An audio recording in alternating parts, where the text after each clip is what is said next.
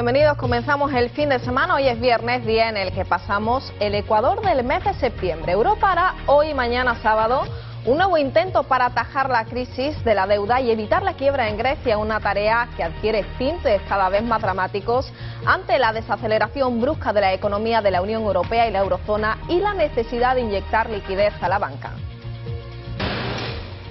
Los ministros de Finanzas de la eurozona y de la Unión Europea se reúnen hoy, el sábado, de manera informal, bajo la enorme presión de tener que resolver pronto y de manera unida y definitiva el vendaval económico que atenaza los mercados. Y el Consejo de Ministros aprueba hoy el impuesto de patrimonio. Unos 160.000 contribuyentes se verán afectados por la aplicación de tipo impositivo. Se aplicará a los ejercicios de 2011 y 2012 y solo para aquellas declaraciones con cuantías superiores a 700.000 euros, 7 veces más que el mínimo exento que se aplicaba en el anterior impuesto, que se eliminó en 2008. La película narra la evolución de Jack, un niño que vive con su madre Jessica Chastain y que encarna el amor y la bondad, mientras que su padre Brad Pitt, que representa la severidad, es el encargado de enseñarle a enfrentarse a un mundo hostil. Sean Penn interpreta a Jack en la edad adulta. Por otro lado, esta película también trata de la historia del universo desde sus orígenes. El de la naturaleza y el de lo divino. Debes elegir cuál vas a seguir. Y destacamos además otros titulares en nuestro sumario. El gobierno promoverá el desarrollo de nuevos productos de gran potencial comercial como alimentos o cosméticos a partir de las investigaciones de las algas. Elena Taberna reaviva el espíritu de las víctimas de la violencia machista para un cambio social. El espíritu de Nagore, la mujer muerta en 2008 a manos de un psiquiatra, sigue vivo. Ifacue denuncia unas 30 webs que fomentan la anorexia y la bulimia. La organización ha realizado un estudio donde relatan vivencias personales para dar voz de alarma.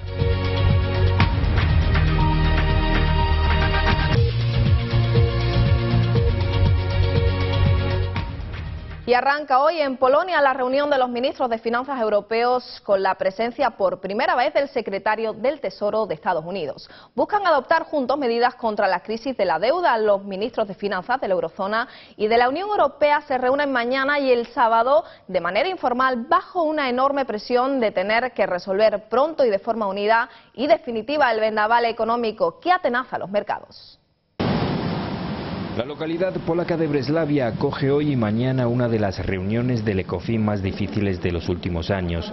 La cita tiene como telón de fondo las turbulencias de los mercados financieros y la incertidumbre sobre el futuro del euro generada por la crisis griega.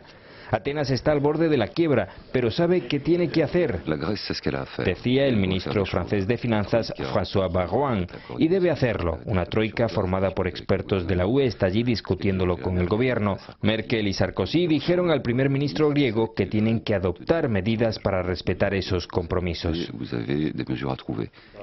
En la reunión del Ecofin estará presente el secretario del Tesoro estadounidense, Timothy Geithner. Es la primera vez que asiste a una de estas citas, lo que da una idea de la gravedad de la crisis de la deuda en Europa. Mientras tanto, el jefe de la troika comunitaria enviada a Atenas, el alemán Horst Reichenbach, asegura estar reconfortado por el enorme deseo político europeo de mantener a Grecia en el euro y de que este país tenga un buen futuro dentro de la Unión. Pero el futuro de Grecia, que solo podrá pagar salarios y pensiones hasta octubre, pasa por la aprobación de un nuevo plan de apoyo que provoca grandes recelos y divisiones en la zona euro, cuyos parlamentos deberán pronunciarse al respecto en las próximas semanas. Y el Consejo de Ministros aprueba hoy el impuesto de patrimonio. Unos 160.000 contribuyentes se verán afectados por la aplicación de tipo impositivo.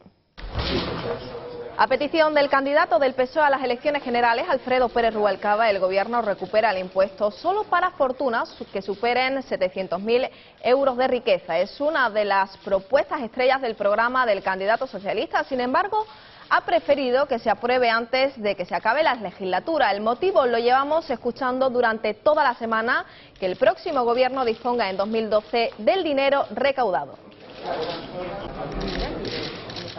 Y como decíamos, aprobado el impuesto de patrimonio que tanta discordia política y social ha generado en los últimos días. Afectará, como decíamos, a 160.000 contribuyentes para aquellas declaraciones con cuantías superiores a 700.000 euros. Se eleva igualmente el mínimo para vivienda habitual de 150.000 a 300.000 euros y se llevará a cabo durante los ejercicios 2011 y 2012. Unos 160.000 contribuyentes se verán afectados por la aplicación del nuevo impuesto de patrimonio. Se aplicará a los ejercicios 2011 y 2012 y solo para aquellas declaraciones con cuantías superiores a 700.000 euros, 7 veces más que el mínimo exento que se aplicaba en el anterior impuesto, que se eliminó en 2008. También se eleva el mínimo para vivienda habitual de 150.000 a 300.000 euros. Con todo, el Gobierno pretende que lo que antes afectaba a las clases medias ahora lo haga solo a las de mayor capacidad económica. Y queremos hacerlo además de una forma en la que este impuesto sea más equitativo, también más solidario y que por supuesto demande una mayor contribución de quienes tienen una mayor capacidad económica. La recaudación anual gracias a la recuperación de este impuesto podría ascender a 1.080 millones de euros y puesto que se trata de un tributo cedido a las comunidades autónomas, estas podrán aplicarlo o no y adaptarlo a su conveniencia. En los 2 próximos años, estas cantidades que se recauden, desde luego, van a formar parte de las cuantías que tengan a su disposición las comunidades autónomas. Además de los 2.100 millones que tienen ya incorporados en su sistema de financiación. Será en 2012 y 2013 cuando se recaude el montante por este impuesto. Después, si el PSOE sigue gobernando tras el 20N, tiene previsto crear un nuevo tributo sobre la riqueza. Pues la vicepresidenta económica Elena Salgado ha reiterado que el Gobierno no tiene previsto revisar el cuadro macroeconómico que apunta a que el Producto Interior Bruto crecerá un 1,3% este año, aunque ha asegurado que el Ministerio está absolutamente atento y vigilante a los datos cada semana y cada mes. Así ha reaccionado Salgado en una rueda de prensa tras la Comisión Delegada de Asuntos Económicos al ser preguntada por las últimas previsiones de la Comisión Europea que indican que el Producto Interior Bruto crecerá un 0,8% este año, 5 décimas menos que lo que prevé el Ejecutivo. Salgado ha recordado que la Comisión no ha cambiado las cifras de España a pesar de la desaceleración del Producto Interior Bruto en el segundo y tercer trimestre tras el crecimiento robusto del primero.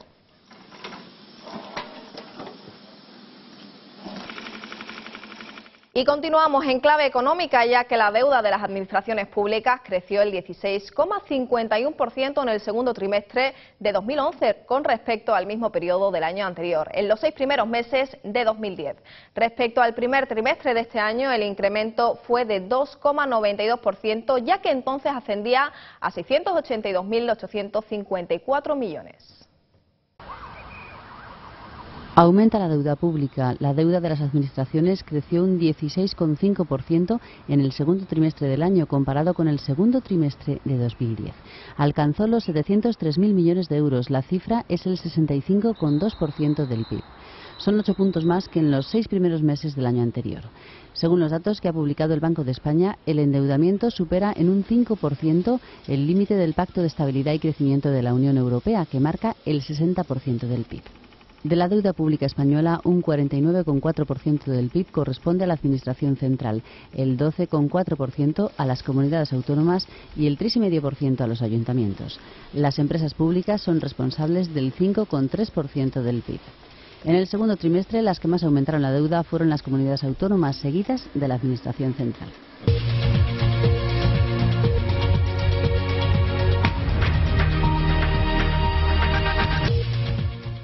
Y otra de las noticias del día, la Audiencia Nacional ha condenado hoy a 10 años de prisión al ex portavoz de Batasuna, Arnaldo Otegi, por pertenencia a ETA, al estimar probado que siguió órdenes de la banda para continuar utilizando a la izquierda abertzale como su brazo político en la estrategia de acumulación de fuerzas soberanistas. Son las imágenes del juicio de Arnaldo Otegi, ex portavoz de la ilegalizada Batasuna, el brazo político de ETA. Ahora, la Audiencia Nacional le ha condenado a 10 años de prisión por un delito de integración en la organización terrorista. La misma pena por el mismo delito que le imputa al exdirigente del sindicato vasco LAB, Rafael Díez Usabiaga. Ambos diseñaban una estrategia de acumulación de fuerzas soberanistas, según el auto. Por ello, la audiencia les procesa como dirigentes terroristas y no como meros integrantes en banda armada. Además, condena también a 8 años de cárcel a Miren Zabaleta, Arkaitz Rodríguez y Sonia Jacinto como miembros de ETA. Por el contrario, absuelve a otros 3, Cheluy Moreno, Amaya Esnal y Mañel Serra, para quienes la Fiscalía retiró la acusación durante el juicio. Y siempre en familia es el lema de la campaña presentada por la consejera de Igualdad y Bienestar Social de la Junta de Andalucía. Micaela Navarro ha explicado los objetivos de esta campaña para que los menores en los centros de protección puedan convivir con una familia. Según la consejera, es una necesidad que las familias andaluzas conozcan estas medidas. La consejera para la Igualdad y Bienestar Social, Micaela Navarro, ha presentado una nueva campaña con el lema Siempre en Familia, que tiene como objetivo fomentar el acogimiento familiar de menores del sistema de protección de la infancia.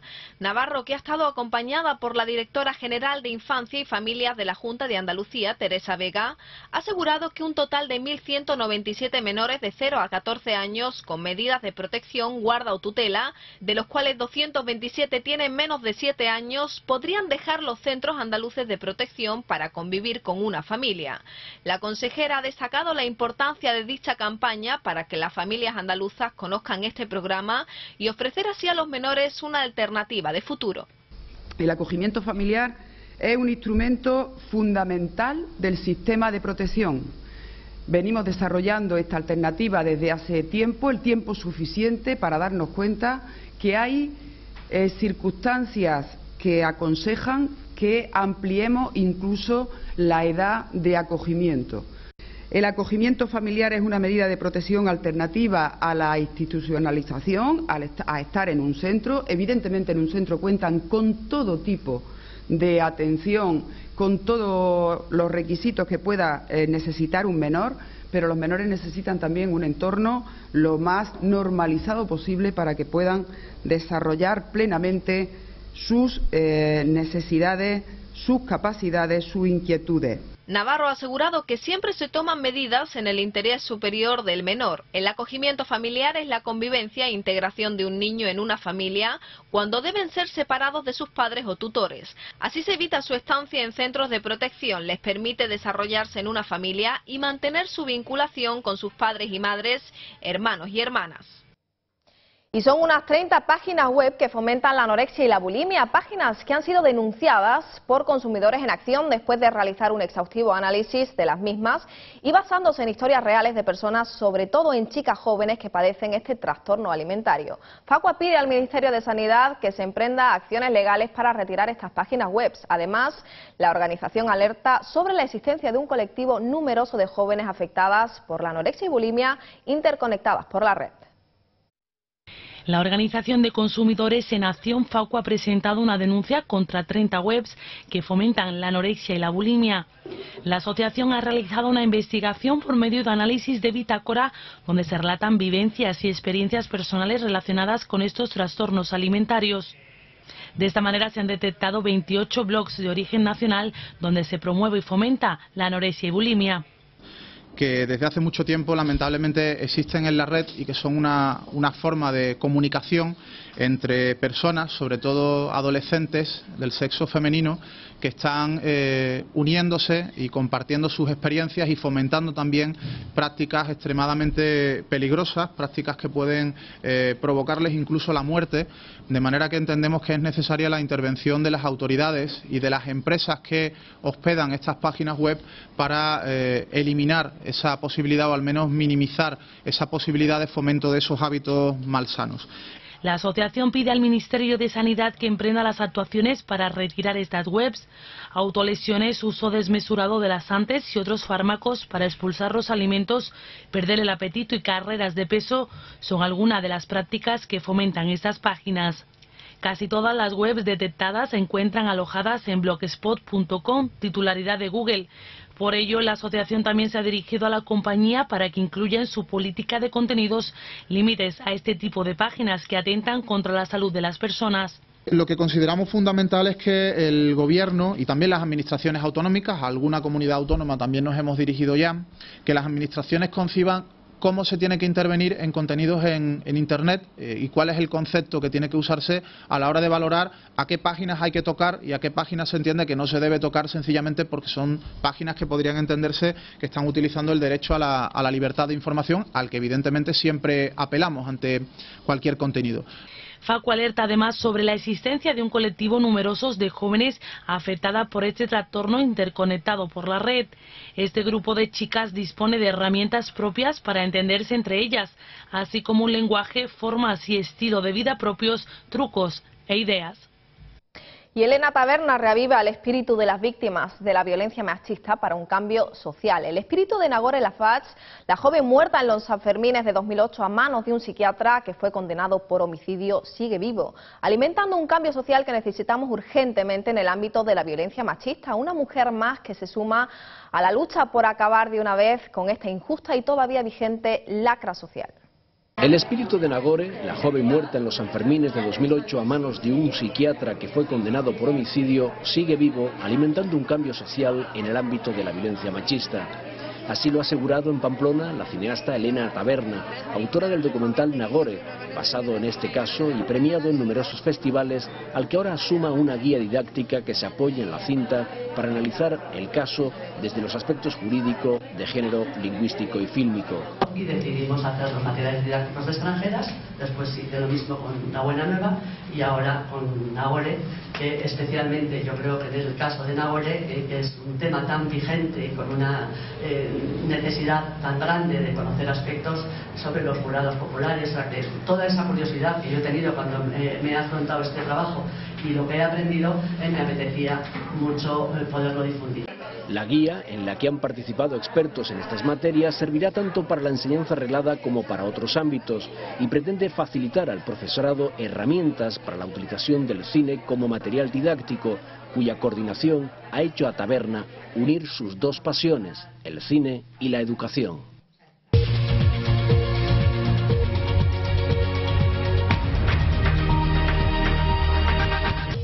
El Gobierno promoverá el desarrollo de nuevos productos de gran potencial comercial como alimentos o cosméticos a partir de las investigaciones del Banco Español de Algas. Lo ha anunciado la ministra de Ciencia, Cristina Garmendia, en la inauguración en Gran Canarias de este importante centro.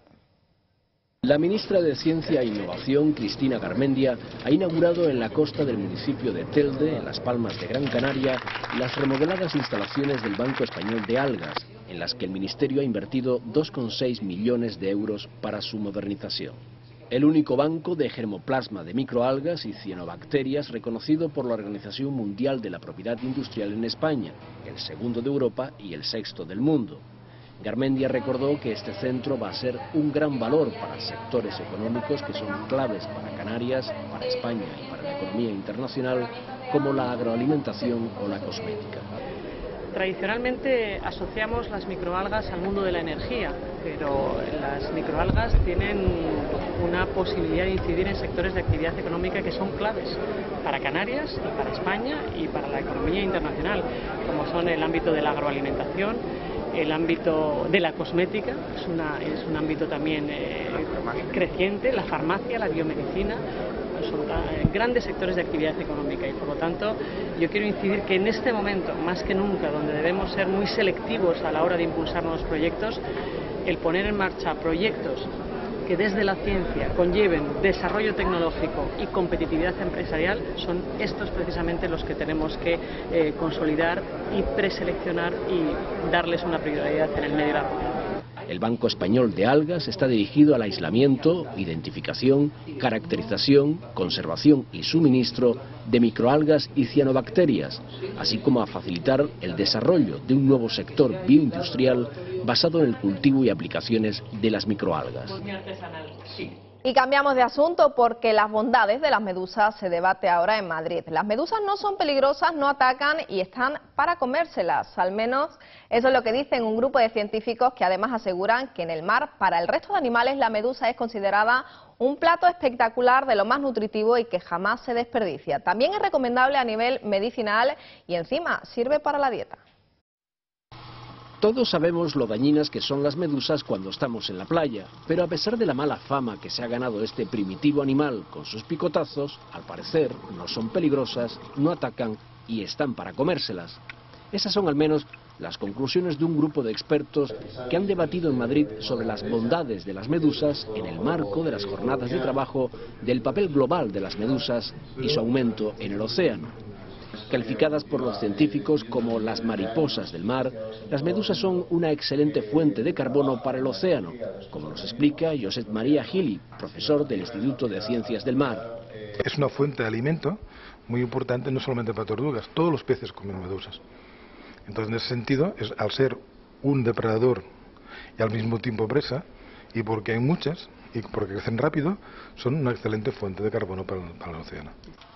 Por tanto, no hay animal en el mar que desprecie su alto contenido proteico, y en Asia forman parte de la dieta popular, que se recomienda además por su valor medicinal, por lo que si su presencia aumenta en el planeta, habrá que aprovecharlas. Y pese a que no todas son comestibles, hay que ingerir poca cantidad, porque aunque casi no tienen calorías, sí son muy nutritivas, con un alto contenido en sal y aluminio.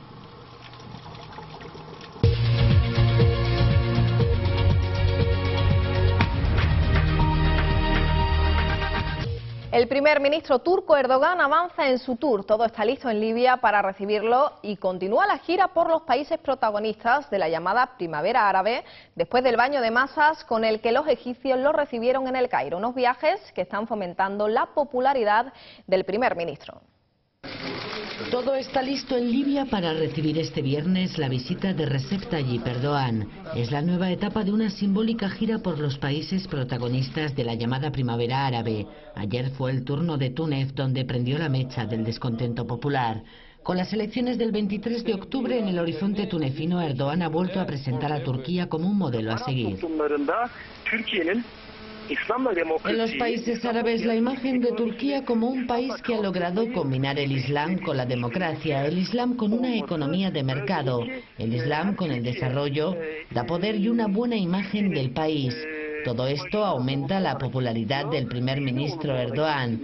Explicar la popularidad del primer ministro Recep Tayyip Erdogan limitándose a su política con Israel no es correcto, asegura este analista político.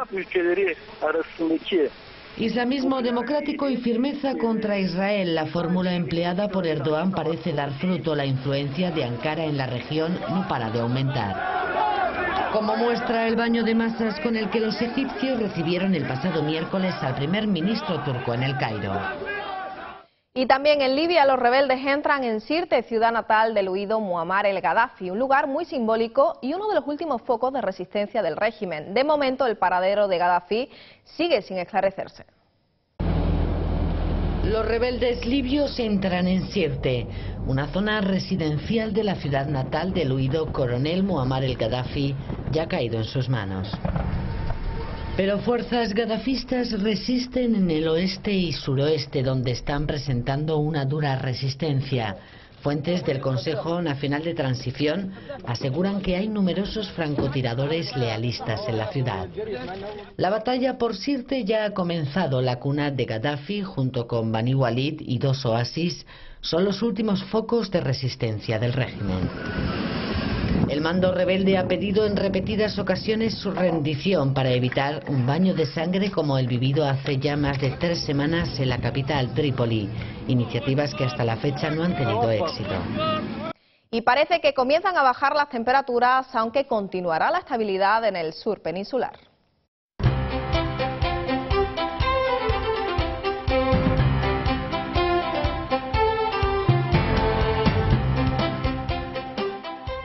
Nuboso o muy nuboso en Galicia, Cantábrico y noroeste de Castilla y León, con lluvias y chubascos débiles, localmente moderados y ocasionalmente acompañados de tormenta. Intervalos nubosos en Andalucía Atlántica y poco nuboso en el resto de España. Temperaturas diurnas en ligero descenso.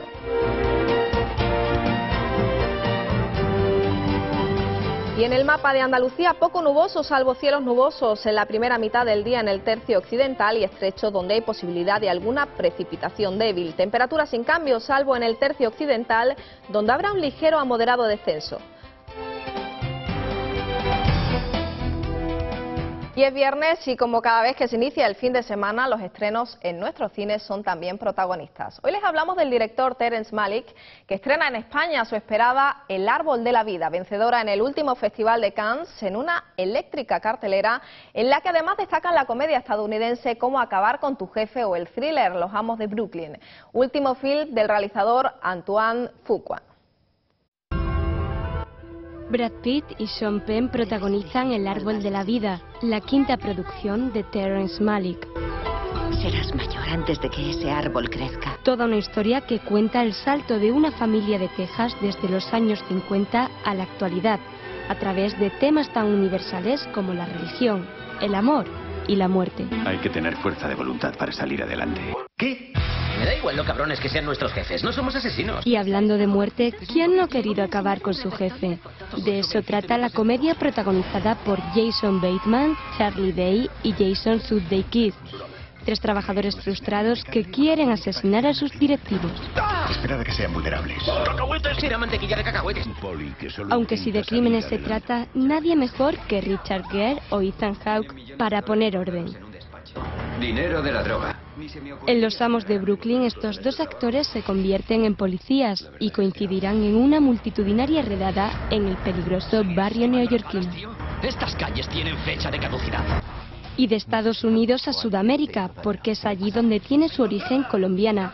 Una película en la que Zoe Saldana se tomará la justicia por su mano para vengar el asesinato de sus padres. Nunca olvides de dónde vienes. Y sin dejar Colombia, llega La cara oculta, una cinta en la que el español King Gutiérrez es un maestro de la Orquesta Filarmónica de Bogotá, en una trama de thriller psicológico en el que los celos, el amor y la traición se llevan al límite. ¿Por qué no lo pones a prueba? Dale una pequeña lección. Y sin olvidarnos de los más pequeños, desde Japón una nueva entrega del estudio de animación Ghibli, Arrietty y el mundo de los diminutos, guionizada por el maestro Miyazaki, que nos trae a unos seres microscópicos que no se dejan ver. Y con cine nos despedimos, diferentes estrenos y apuestas para visitar las salas españolas y ver alguna película. Nosotros ya nos vamos, disfruten del fin de semana.